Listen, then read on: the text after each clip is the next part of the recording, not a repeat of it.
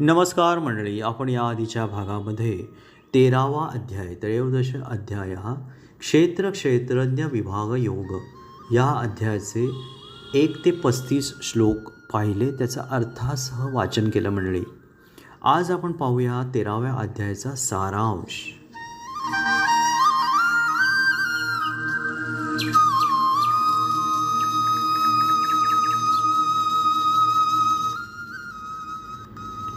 भगवद्गीतेचा 13वा अध्याय क्षेत्र क्षेत्रज्ञ विभाग योग याविषयी आहे, ज्यात श्रीकृष्ण अर्जुनाला शरीर म्हणजे क्षेत्र आणि त्या शरीराला जाणणारा क्षेत्रज्ञ यांच्यातील फरक समजावून सांगतात. शरीर हे बदलणारे आहे, तर क्षेत्रज्ञ म्हणजे आत्मा किंवा परमेश्वर अविनाशी आहे. या अध्यायात ज्ञान, अज्ञान, ज्ञानी व्यक्तीची लक्षणे, निसर्ग, पुरुष आणि क्षेत्रज्ञ म्हणजेच परमेश्वर यांचे स्वरूप, तसेच ज्ञानाची प्राप्ती कशी करावी याचे सखोल वर्णन आहे. यात नम्रता, अहिंसा, क्षमा, गुरुसेवा, मन इंद्रियांचा निग्रह यांसारख्या गुणांचे महत्त्व सांगितले आहे, जे आत्मज्ञान मिळवण्यासाठी आवश्यक आहेत.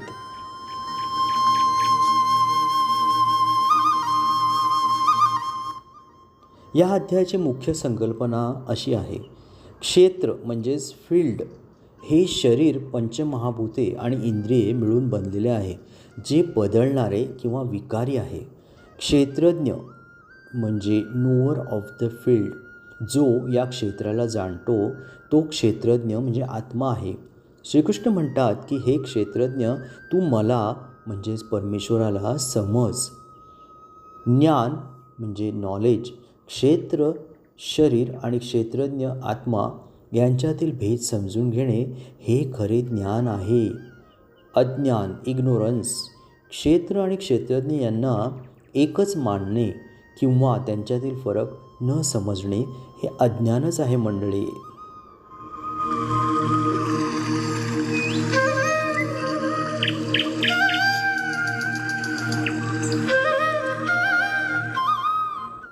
आता आपण बघूया ज्ञानाचे स्वरूप काय आहे.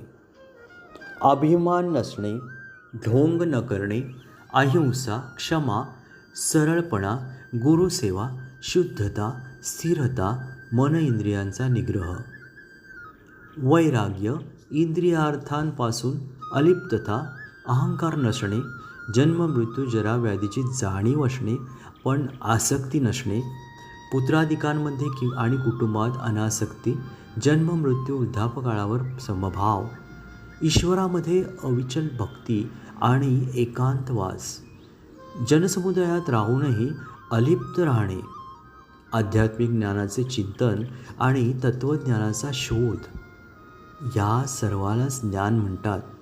आणि अज्ञान म्हणजे याच्या विरुद्ध आहे.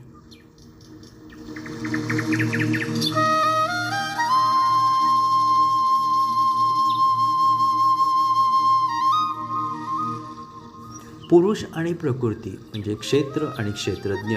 श्रीकृष्ण सांगतात की सर्व क्षेत्रांमध्ये जो क्षेत्रज्ञ आहे तो मीच आहे. क्षेत्र आणि क्षेत्रज्ञ यांच्यातल्या ज्ञानालाच खरे ज्ञान म्हणतात.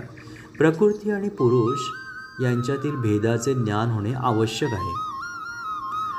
ज्ञानप्राप्तीचे फळ. जो पुरुष भूतांमध्ये परमेश्वर एकसारखा आणि अविनाशी आहे असे पाहतो, तोच खरा. जेव्हा व्यक्ती सर्व भूतांमध्ये एकाच परमेश्वराला पाहते, तेव्हा ती स्वतःला आणि परमेश्वरालाही जाणते. परमेश्वराच्या ज्ञानामुळे ती व्यक्ती मोक्ष प्राप्त करते. मंडळी, थोडक्यात हा अध्याय शरीर आणि आत्मा यांच्यातील फरक स्पष्ट करून आत्मज्ञान प्राप्त करण्यासाठी आवश्यक असलेल्या सद्गुणांची आणि मानसिक वृत्तींची शिकवण देतो.